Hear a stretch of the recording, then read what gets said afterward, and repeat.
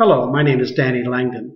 As the originator of the language of work model, it's my pleasure to give you the 10-minute teach, which is our signature way of introducing the language of work. Through this brief introduction, you will learn how to use the language of work to define your enterprise at various work levels to meet various needs. The language of work is essentially made up of 6 basic elements. You see them illustrated on this slide. They are input, process steps, output, consequences, conditions, and feedback. You can think of these in 2 parts. That is, input, process, and output is a classic kind of manufacturing view of what work is. And it's the old way of defining work. So that Henry Ford, for example, who wanted to produce cars as an output, would consider certain kinds of inputs and put together a manufacturing line as his process step. What I've done is added 3 other elements to this to make work much more contemporary in its definition. Those are the words condition, feedback, and consequences. And together, these 6 elements can be used to accurately define succinctly what work is and reach consensus so that we can make various decisions about it. To illustrate the 6 words, I'm going to use a sports analogy, and it's American football.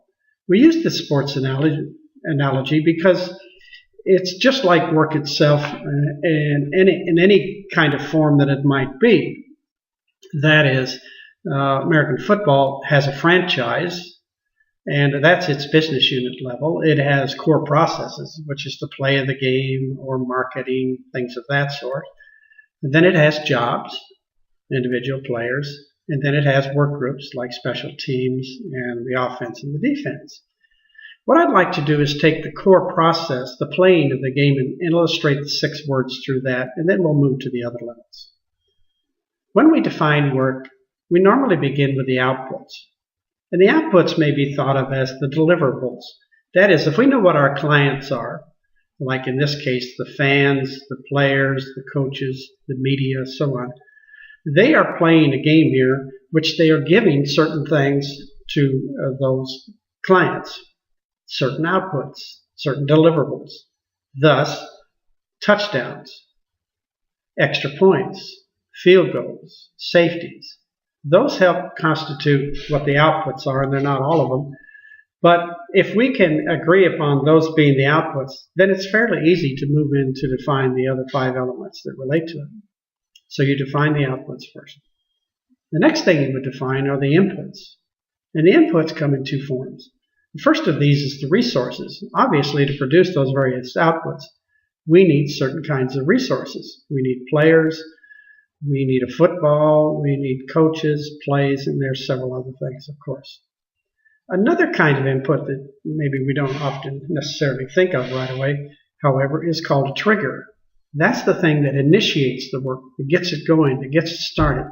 For example, in football, somebody has to kick the ball or call a play, or the clock reaches a certain point, and that initiates work. In the normal business world, that would be some kind of client request, or maybe it's a manager's instructions, whatever it is that starts that work.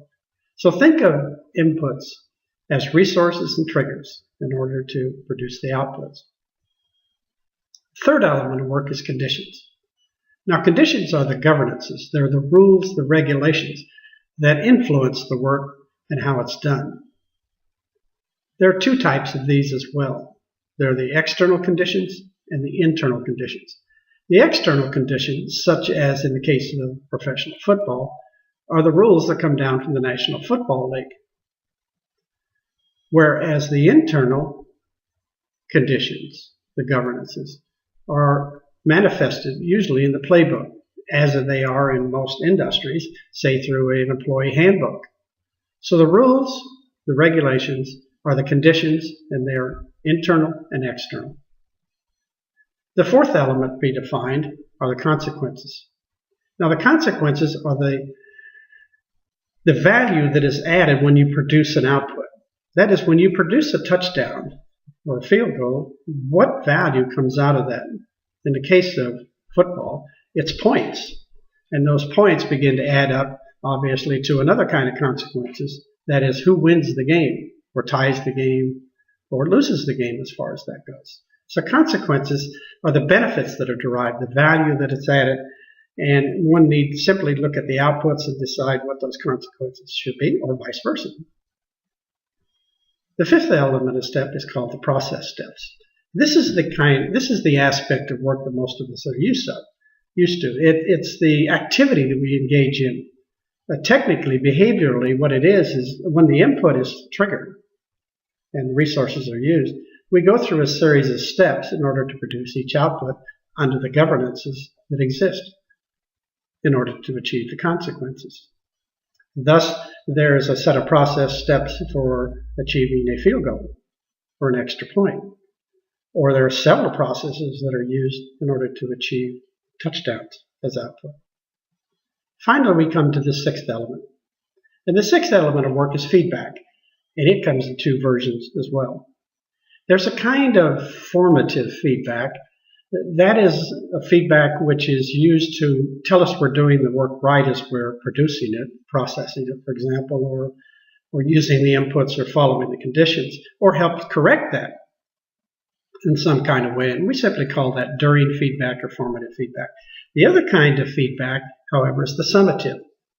That's the kind of feedback that tells us we've actually achieved the output, achieved the consequences. In football, for example, we know what that is because there's a referee who puts his hands up in the air and says, that's a touchdown.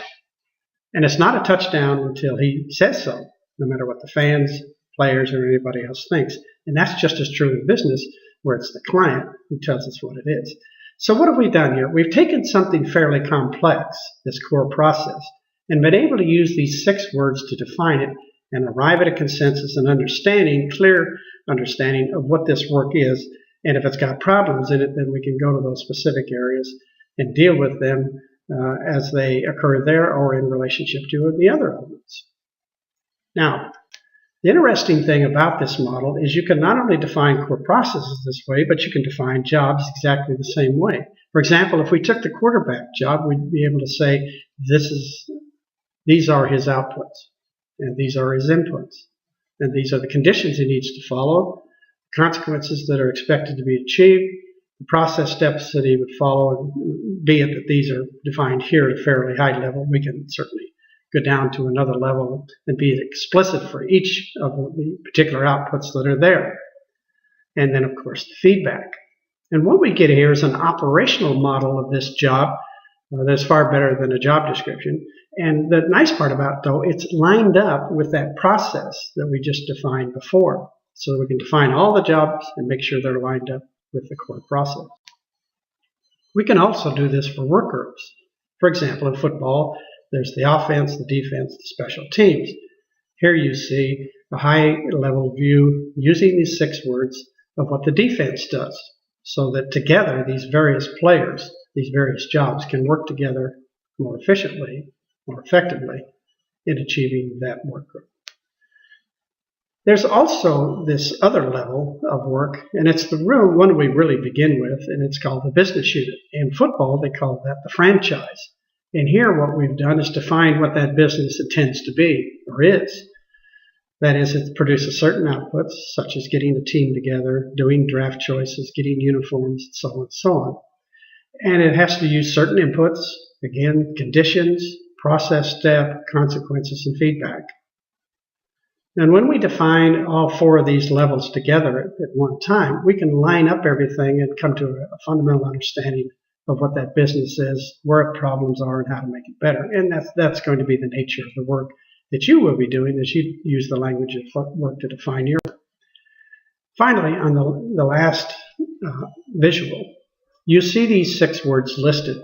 And they are listed in the order in which you would be expected to define them as you are facilitated by some facilitator working with you to define the work in your business. That is, you would start with the outputs, do the inputs next, then the conditions, consequences, process steps, and feedback finally. I've defined each one of these for you. Your facilitator can certainly provide you a copy of this particular visual so that you can see the definitions, the typical sources, and the typical types. And as you are being facilitated, you can use this as kind of a performance aid to look at, and it'll remind you what each of these elements are and how to define them. With that in mind, thank you much for listening to the 10-Minute Teach, and I wish you the best.